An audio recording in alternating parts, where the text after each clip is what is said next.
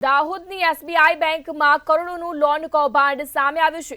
સમાચાર દાહોદથી સામે આવી રહ્યા છે, જ્યાં એસબીઆઈ બેંકમાં 22.79 કરોડનું લોન કૌભાંડ સામે આવ્યું।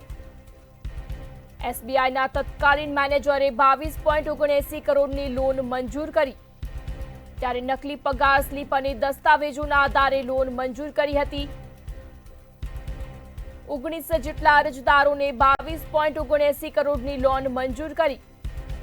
મેનેજરે અરજદારોની લોન મંજૂર કરી બેંક સાથે છેતરપિંડી આચરી હતી।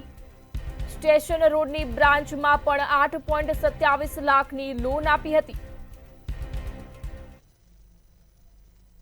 કે દાહોદ ટાઉનના એ ડિવિઝન પોલીસ સ્ટેશન તથા બી ડિવિઝન પોલીસ સ્ટેશનમાં આવેલી એસબીઆઈની અલગ અલગ બંને બ્રાન્ચો, એ બંને બ્રાન્ચોમાં જે તે સમયના બેન્ચોના મેનેજરો મનીષ ગવલે અને ગુરમીતસિંહ બેદી, તેઓના દ્વારા અન્ય લોકો સાથે મેળાટોપણ કરીને જે લોકો લોન માટે એપ્લાય કરતા હોય છે અને લોન એમને મળવાપાત્ર હોય છે, એ રકમ કરતાં વધુ રકમની લોન અથવા જૂની લોન છે ભરપાઈ કરવાની બાકી હોય, અથવા જે તેઓની સેલેરી સ્લીપ છે એમાં જે આવક આપી હોય એ આવકમાં છેડછાડ કરીને વધારે રકમ દર્શાવી હોય, આ પ્રકારના અલગ અલગ કેસોમાં લોન વધારે મંજૂર કરીને પોતાની સત્તા છે એનો દુરુપયોગ કરીને ખોટા ડોક્યુમેન્ટ બનાવીને અને ખોટા ડોક્યુમેન્ટને ખરા તરીકે ઉપયોગ કરીને અલગ અલગ કેસમાં લોન આપવા લગતના બનાવો બન્યા હતા। અને ઓડિટ દરમિયાન આ વસ્તુ ધ્યાનમાં આવતા એસબીઆઈના હાલના મેનેજરશ્રી દ્વારા બંને કેસમાં ફરિયાદ આપવામાં આવી છે અને ફરિયાદ અન્વયે અત્યાર સુધીમાં ટોટલ 7 લોકો રાઉન્ડ અપ કરી અરેસ્ટની કાર્યવાહી કરવામાં આવેલી છે અને બાકીના લોકોની કાર્યવાહી હાલમાં ચાલુમાં છે।